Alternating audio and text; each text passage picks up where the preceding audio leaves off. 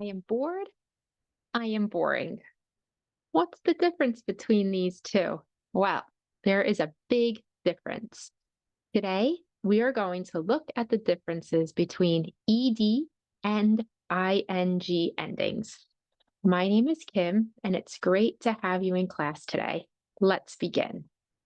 Ed and ing endings. Let's compare. Here we have a sentence, a beginning part of a sentence. The book is. The book is boring, interesting, exhausting, exciting. Okay? The book is boring, interesting, exhausting, exciting. Note we have ing endings. Compared to, I'm bored with the story. I'm interested in the plot. I'm exhausted by all the different difficult words. I'm excited by the events.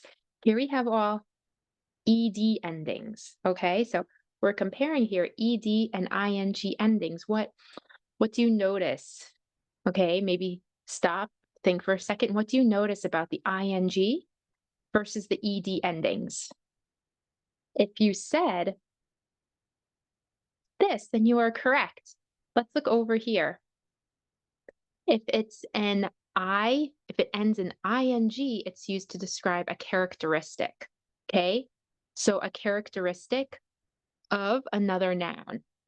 Okay, so here, boring is describing the book, interesting, the book, exhausting, the book, and again, exciting, the book.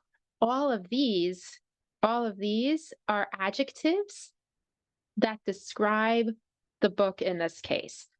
But if it ends in ed, okay, if it ends in ed, it's describing a feeling. And that's only used when you are, again, describing a feeling or emotion. This can be used to describe how you feel something, or how someone else feels something. Okay, so again here, I'm bored. It's how I feel. I'm interested. It's how I feel. I'm exhausted. It's how I feel.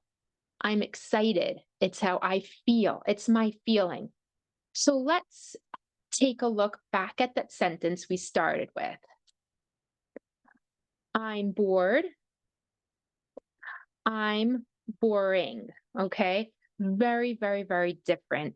So if we say here, I'm bored with the ed ending, I'm using it to describe a feeling that I'm having in this moment. Okay. It's a feeling or emotion in this moment, a feeling in this moment.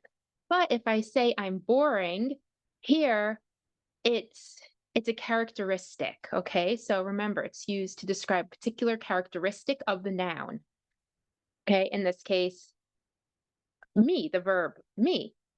So I would say that would be saying that I am a boring person. It's used to describe a characteristic, okay?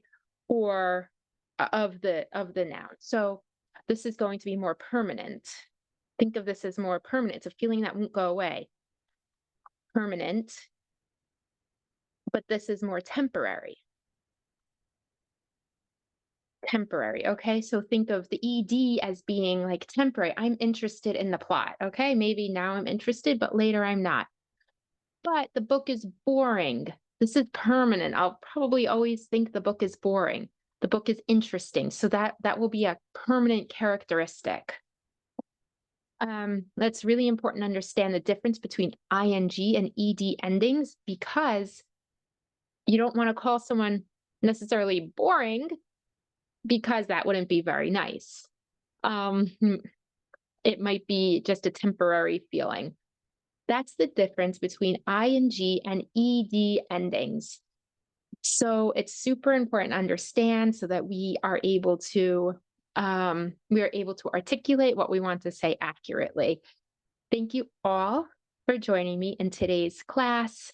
Again, my name is Kim. I hope to see you in a private lesson or one of my group lessons here on Take Lessons soon. Have a great day. Bye.